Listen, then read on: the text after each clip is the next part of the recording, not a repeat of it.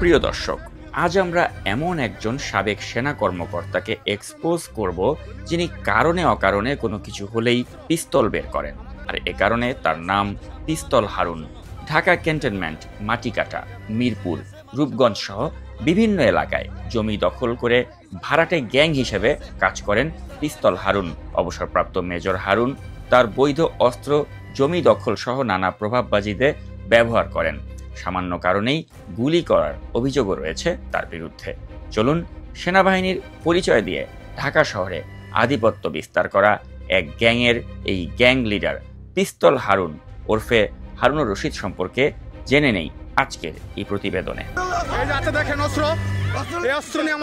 ভিডিওতে আপনারা যে ব্যক্তিকে দেখতে পাচ্ছেন তার নাম অবসরপ্রাপ্ত মেজর হারুনুর রশিদ ওরফে পিস্তল হারুন। ভিডিওতে তার হাতে একটি পিস্তল দেখা যাচ্ছে। মাস পাঁচেক আগে মিরপুর এলাকায় ভাড়াটে হিসেবে জমি দখল করতে গিয়ে নিজের বৈধ অস্ত্র প্রকাশ্যে এভাবেই বের করে নিরস্ত্র মানুষকে ভয় দেখান তিনি।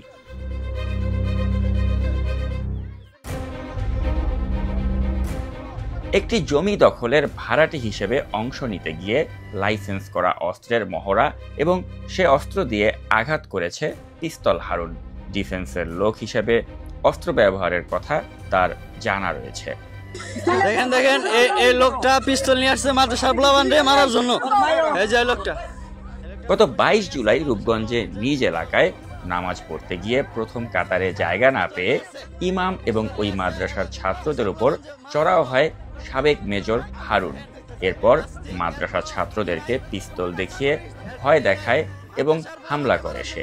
এক পর্যায়ে মসজিদের লোকজন এবং মাদ্রাসা ছাত্ররা তার পিস্তলটি কেড়ে নিয়ে পুলিশের কাছে হস্তান্তর করে।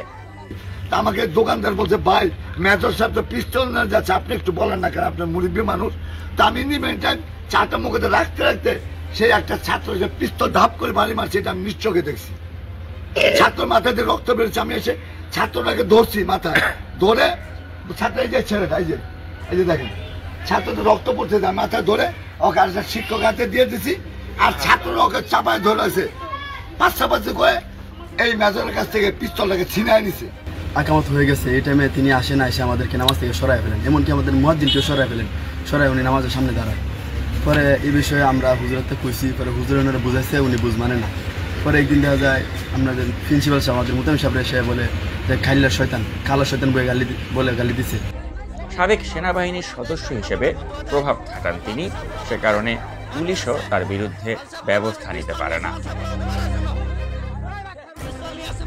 কয়েক মাস আগে সেনাবাহিনীর আরেক কর্মকর্তার জমি সহ একটি আবাসন কোম্পানির নির্মাণাধীন জায়গায় দখল করার উদ্দেশ্যে দলবল নিয়ে হাজির হন মেজর হারুন এবং সেখানে হামলা চালান।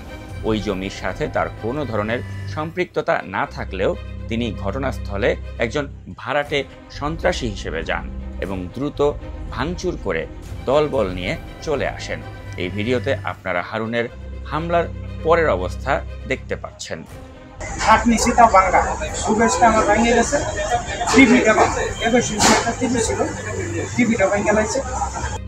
সেনাবাহিনীর সাবেক মেজর হওয়ার কারণে পিস্তল হারুনের বিরুদ্ধে কেউ কিছু বলতে পারে না।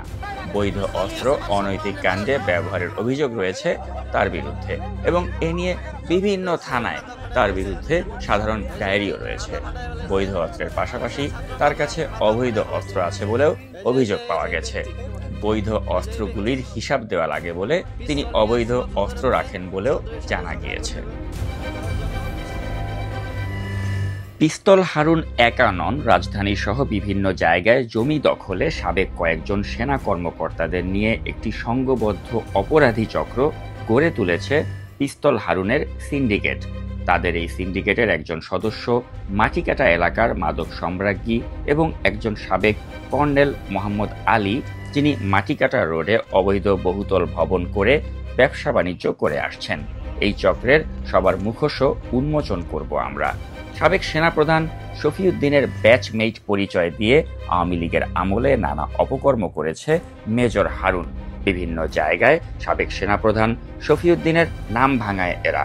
এদের বিরুদ্ধে গোয়েন্দা নজরদারি বাড়িয়ে দ্রুত ব্যবস্থা নেয়ার অনুরোধ জানাচ্ছি সেনাবাহিনীর প্রতি।